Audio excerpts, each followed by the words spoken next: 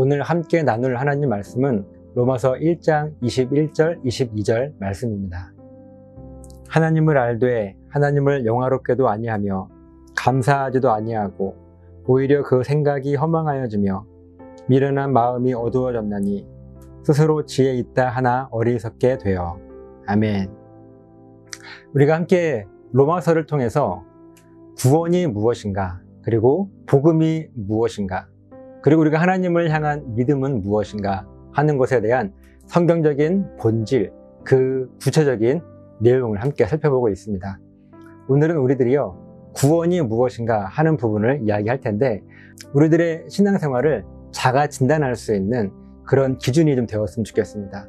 그래서 내가 지금 신앙생활을 올바로 잘 하고 있는지 아니면 그렇지 않은지 하는 것을 우리가 이 말씀을 통해서 한번 점검할 수 있는 그런 귀한 시간이 되었으면 좋겠습니다.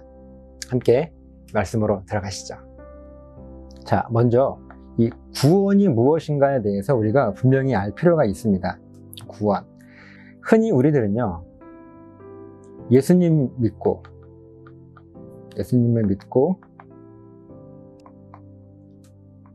죽으면 천국 간다.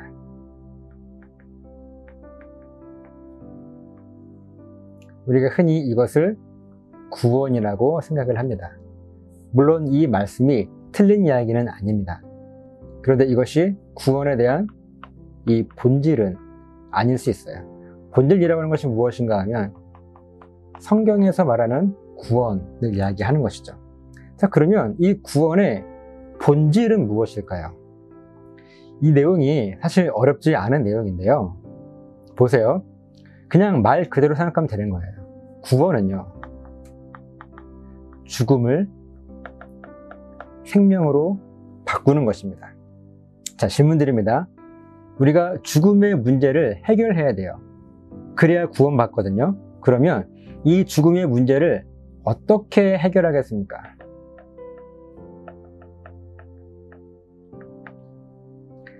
사실 질문도 좀 어려운 질문이기도 합니다. 그런데 우리가 이런 내용에 대해서 분명하게 알 필요가 있어요.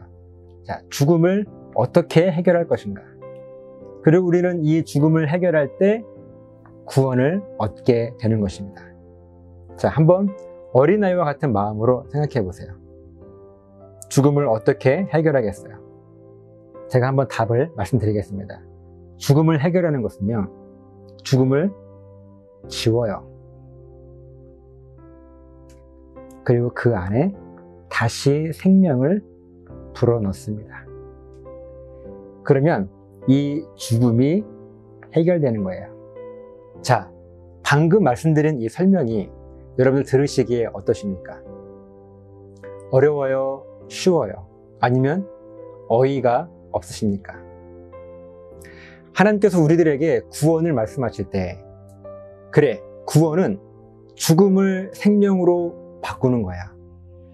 죽음의 문제를 어떻게 해결할 것인가 하는 이 부분에 대해서 무슨 논문을 작성하듯이 우리가 원죄 때문에 불순종해서 죽을 수밖에 없는 존재이고, 그렇게 죽을 수밖에 없는 우리들은 어떠한 존재이고, 이런 모든 내용들을 다 정리해서 그러므로 우리는 구원받았습니다 라고 이야기하는 것, 물론 맞는 말입니다. 그런데 하나님께서 우리들에게 말씀하시는 구원의 가장 큰 핵심이고 본질은 무엇인가 하면, 이미 우리가 죽어있는 존재라고 하는 것을 인정한다면 걱정하지 말라는 거예요. 그 죽음을 창조주 하나님이신 당신께서 그 모든 죽음을 다 깨끗하게 지우신다는 거예요. 그리고 그 안에 다시 생명을 불어 넣으시겠다. 여러분, 이것이 부활인 것입니다. 예수님께서 십자가에 죽으시고 다시 살아나신 그 부활을 우리들에게 선물로 주셨을 때, 그 예수님의 부활의 능력을 선물로 받은 우리들은요, 다시 살아나게 된 부활의 능력을 갖게 된 거예요. 그래서 우리들이 다시 살아날 수 있게 되었고, 우리들의 죽음의 문제는 해결되었습니다. 여러분, 구원은 부활이에요. 우리 삶의 구원을 경험하십니까? 만약 누군가 여러분들에게 여러분들의 삶 속에 구원을 경험하며 살아가십니까? 라고 물으신다면 여러분 어떻게 답하시겠어요? 사실은 좀 어렵습니다.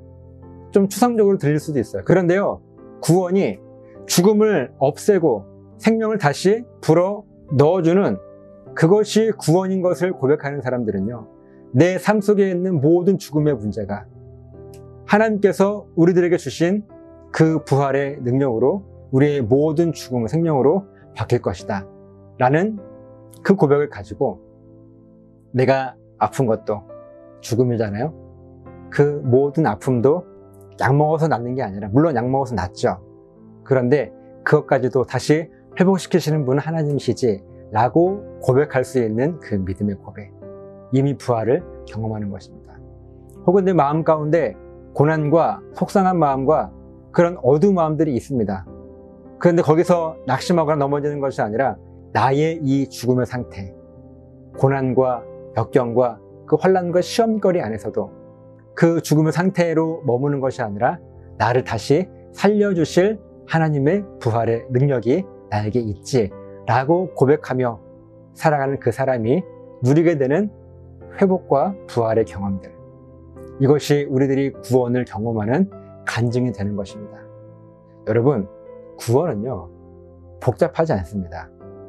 우리 하나님께서 저와 여러분들에게 구원을 그렇게 복잡하게 말씀하셨겠습니까? 아니요. 어린 아이부터 어른까지, 배운 사람이나 못 배운 사람이나, 많이 알거나 적게 알거나, 그것과 상관없이 누구나 다 이해할 수 있도록 우리들에게 구원을 말씀하신 거예요. 그런데 우리들은 너무 구원을 어렵게 생각하고 있습니다. 그러니까 구원의 핵심은 부활. 너무나 간단하지만, 그래서 어이없게 들릴지도 모르겠지만, 구원은요, 죽어있는 우리를 그냥 다시 살려주신 분이 하나님이시다. 왜 그것이 가능한가? 하나님은 창조주이시기 때문에 가능하다라고 하는 그 고백을 할 수 있는 것이 구원을 고백하는 저와 여러분들의 모습이라고 하는 것입니다.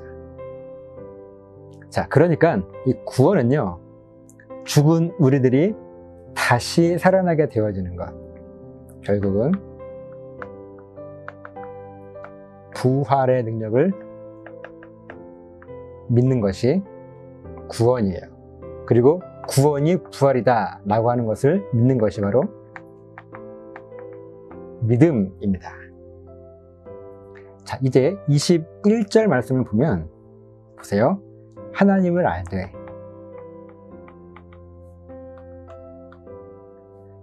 하나님을 영화롭게도 아니하며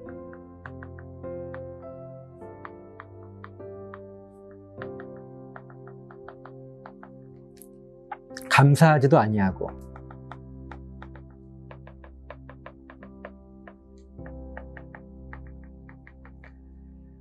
오히려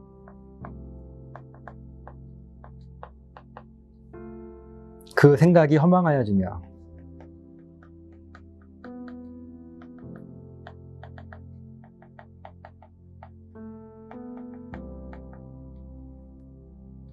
미련한 마음이 어두워졌나니.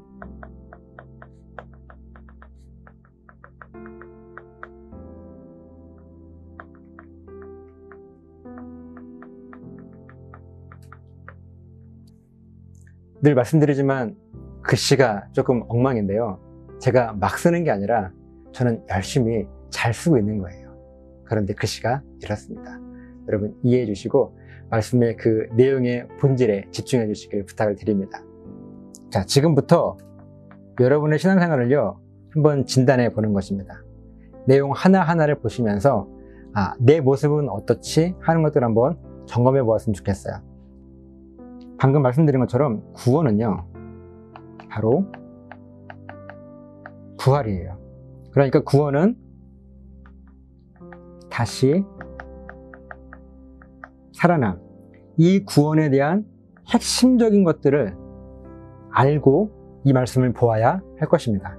자, 보세요. 하나님을 알되 그랬어요. 여기서 하나님을 알되 라고 하는 것은 무슨 말인가 하면, 하나님의 존재를 인정하는 것입니다. 그러니까 하나님께서 살아계신 것을 인정하는 거예요. 믿는 거예요. 자, 가만히 보세요. 우리가 하나님의 살아계심, 그리고 이 땅에 존재하심을 믿습니다. 대부분의 신앙인들은 믿어요. 그런데 우리들에게 문제가 무엇인가 하면 하나님께서 어떤 분이신가 하는 것을 정확하게 모르고 있습니다. 조금 전에 말씀드린 것처럼 구원의 핵심은 부활인데요. 우리는 그냥 구원 그러면 이 다음에 죽어서 천국에 갈 수 있는 것, 그냥 여기까지를 구원으로 알고 있는 분들이 많습니다.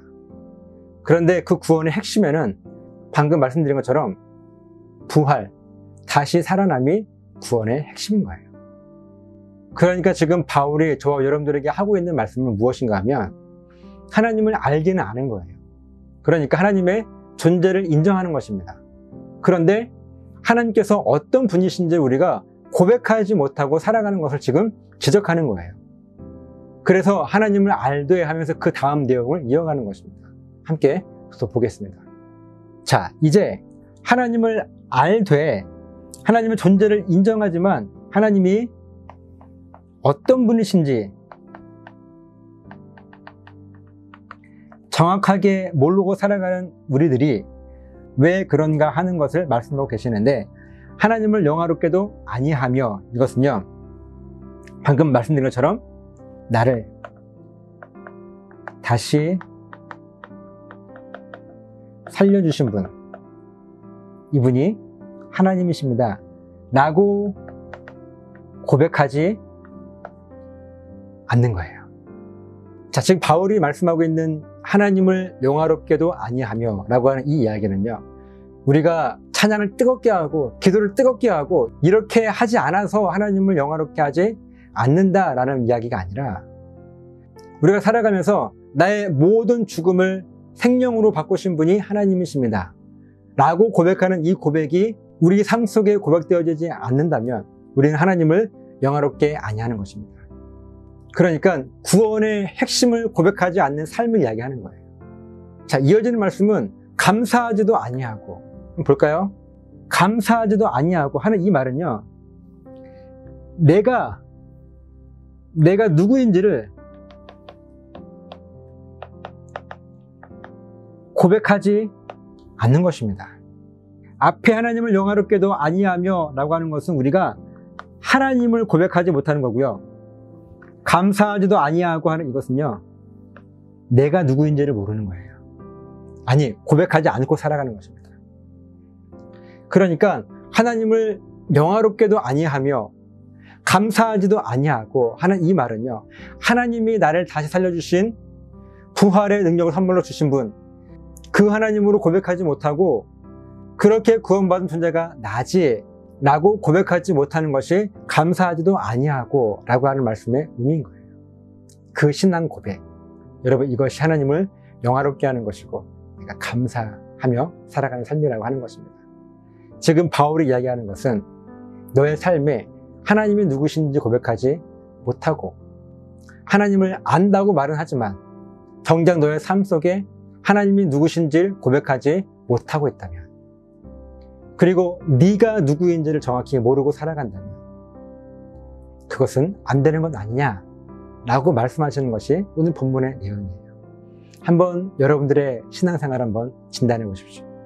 내 삶 속에는 이 고백이 충분하게 있는지 말입니다. 이어지는 말씀 볼까요? 그래서 결국 오히려 그 생각이 허망하여지며, 이거는 무슨 말씀인가 하면요, 우리가 생각하는 모든 것이요, 생각하는 모든 것이 다 헛된 거예요. 우리의 모든 삶 속에 하나님이 누구신지를 모르고 내가 누구인지를 정확히 모르고 그냥 하나님을 나는 알고 있어 라고 고백만 하면서 생각하는 그 모든 생각들이요, 헛되지 않겠습니까? 당연하죠. 그래서 미련한 마음이 어두워졌나니 라고 이야기하면서 우리들의 마음이 미련해지고 또 어두워진 거예요. 보십시오. 구원의 본질을 모르고 나는 구원받았어 라고 확신을 가지며 살아갈 수 있겠습니까? 그런데 우리들 가운데 이 구원의 본질을 모른 채 나는 구원에 확신이 있다 라고 말하며 살아갑니다. 여러분, 그 생각이 얼마나 허망하고 얼마나 그 마음이 미련하고 정확히 보아야 될 것을 보지 못하니까 얼마나 그 인생이 어둡겠습니까? 지금 바울은 그 이야기를 하고 있는 것입니다. 그래서 이어지는 말씀 22절에 보니까 스스로 지혜 있다 하나 어리석게 되어 라고 말씀하는 거예요. 하나님을 알기 때문에 믿음이 충만하다 생각을 합니다. 그렇게 스스로 지혜 있다고 생각을 하는 거예요. 그런데 결국은 어리석은 거예요. 왜냐하면 구원의 본질이 무엇인지조차 모르고 살기 때문에 그렇습니다.